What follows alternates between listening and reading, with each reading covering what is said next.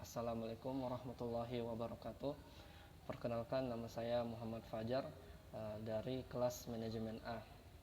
Baik, saya akan memaparkan materi mengenai pohon keputusan. Secara umum, pengertian pohon keputusan yaitu atau decision tree dalam mendukung pembentukan manajemen pengambilan keputusan yang diharapkan. Pohon keputusan atau decision tree dapat dipakai sebagai salah satu sarana pendukung perwujudan tersebut. Penggunaan pengambilan keputusan dengan menggunakan pohon keputusan sering dipakai oleh para manajer untuk melihat persoalan masalah secara jauh lebih berkerangka atau framework. Nah, pengertian pohon keputusan berdasarkan pada buku yang saya pakai, yaitu atau decision tree. Yang pertama, untuk memudahkan proses dalam pengambilan keputusan agar lebih komprehensif dan juga fokus, maka kiranya penggunaan pohon keputusan atau decision tree menjadi bagian yang tidak bisa dikesampingkan begitu saja. Penggunaan pohon keputusan dimaksudkan untuk lebih memudahkan pihak manajer dalam melihat keputusan yang diambil secara lebih terang dan sederhana. Pohon keputusan dapat didefinisikan menurut Susan Welch dan John C. Comer sebagai suatu diagram yang cukup sederhana yang menunjukkan suatu proses untuk merinci masalah-masalah yang dihadapinya ke dalam komponen-komponen, kemudian dibuatkan alternatif-alternatif pemecahan beserta konsekuensi masing-masing alternatif. Nah, yang kedua, prosedur dan tahap dalam pembuatan pohon keputusan. Untuk membuat suatu pohon keputusan yang dihasilkan menjadi baik, maka ada beberapa prosedur yang harus diikuti. Ini sebagai ditegaskan oleh J. Hazer dan Barry Render bahwa to form a decision tree we use the following procedure. Lebih jauh agar pembuatan suatu pohon keputusan lebih baik, maka diperlukan beberapa tahap, yaitu yang pertama, buatlah alternatif pilihan. Yang kedua, tentukan biaya untuk setiap alternatif dan besaran peluang yang mungkin timbul. Dan yang terakhir, yang ketiga, lakukan perhitungan secara detail dengan pendekatan metode yang paling sesuai dengan kasus yang sedang dikaji, seperti perhitungan next expected value. Nah, selanjutnya materi yang ketiga yaitu pohon keputusan dan pengambilan keputusan. Dalam pembuatan pohon keputusan ada simbol yang secara umum digunakan, yaitu yang pertama berbentuk kotak, yaitu simbol yang artinya simbol keputusan.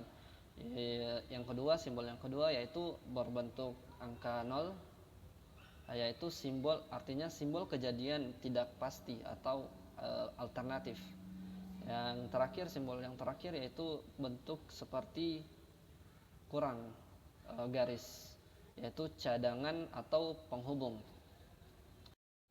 Menurut Kamaluddin, pohon keputusan yang lengkap mempunyai komponen-komponen sebagai berikut. Yang pertama, titik pilihan atau choice node, merupakan hasil akhir sebuah keputusan yang diperoleh dari beberapa alternatif dan merupakan suatu pilihan yang terbaik.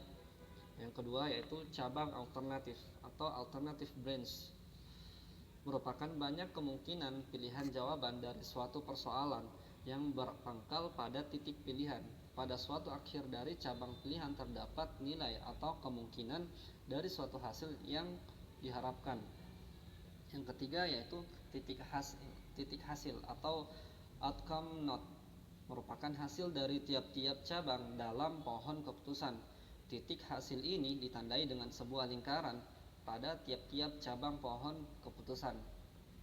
Yang keempat yaitu cabang hasil atau outcome branch, yaitu merupakan banyaknya kemungkinan untuk meraih suatu hasil dari titik hasil, dan pada tiap-tiap ujung alternatifnya ada nilai kesuksesan atau biaya atau profit.